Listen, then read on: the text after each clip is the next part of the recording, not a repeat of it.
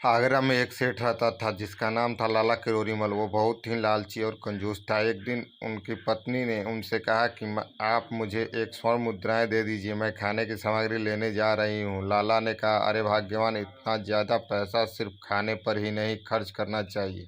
तभी घर की रसोई से कुछ टूटने की आवाज़ आई। दोनों घर के अंदर गए तो देखा कि उनके बेटे घर में घी का घड़ा तोड़ दिया था। लाला जी को गुस्सा आ गया और उसको डांट कर बाहर भगा दिया। तभी लाला की पत्नी ने कहा, आप इसके लिए कोई अच्छा सा शिक्षक क्यों नहीं ढूंढ लेते?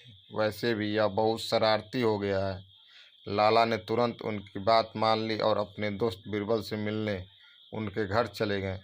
बीरबल से लाला ने मिलकर अपनी फरियाद की। तब बीरबल ने उनसे कहा, मैं एक बहुत ही अच्छे शिक्षक को जानता हूँ। उनका नाम है विनायक और वो आपके बेटे को अच्छी शिक्षा देंगे।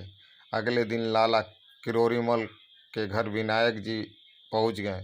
लाला ने उनसे कहा, मैं आपको गुरु दक्षिणा के रूप में 5 स्वर्ण मुद्राएं दूंगा और साथ ही आप दिन भर हमारे यहाँ ही रहेंगे, इसलिए आपको मैं भोजन भी कराऊंगा। 3 दिन बीत गए। लाला का लड़का बहुत ही आज्ञाकारी और नेक बन गया। एक दिन लाला की पत्नी ने विनायक जी को उनकी दक्षिणा देने के बारे में कहा, आपने विनायक जी को पिछले 3 महीने से दक्षिणा नहीं दी है।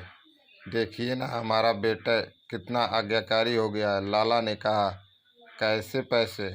उनके भोजन पर जितना खर्च होता है, अगर उसको देखा जाए तो उल्टा विनायक जी को हमने पैसे देने चाहिए। विनायक जी बीरबल से मिलने गए और सारी बात उनको बता दी।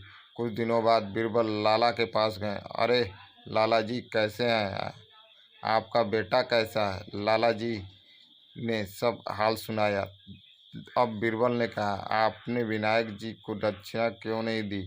लाला ने फिर वही बात कही जो अपनी पत्नी से कहा था। बीरबल ने कहा, अच्छा, तो मेरे पास एक और शिक्षक है जो आपके बेटे को बेहतर शिक्षा देंगे और किसी भी प्रकार की कोई दक्षिणा या भोजन भी नहीं करेंगे, लेकिन उसके लिए मैं आप चाहता हूं कि आप विनायक जी के सारे पैसे देकर उनको विदा कीजिए। लाला ने ये बात सुनकर फौरन सारी दक्षिणा दे दी। अगले दिन बीरबल गौतम बुद्ध की एक मूर्ति लेकर लाला के पास गए। लाला ने कहा, अरे ये तो एक मूर्ति है जी, बिल्कुल, ये दुनिया के सबसे महान शिक्षक की प्रतिमा है जो बिना किसी प्रकार की दक्षिणा के ज्ञान देंगे। अब लाला को बात समझ में आ गई और उन्होंने एक बार फिर से विनायक जी को वापस बुला लिया और उनसे क्षमा मांगी। अगर यह वीडियो आपको अच्छी लगी हो तो कमेंट करें, शेयर करें, लाइक करें और हमारे पेज को सब्सक्राइब करें।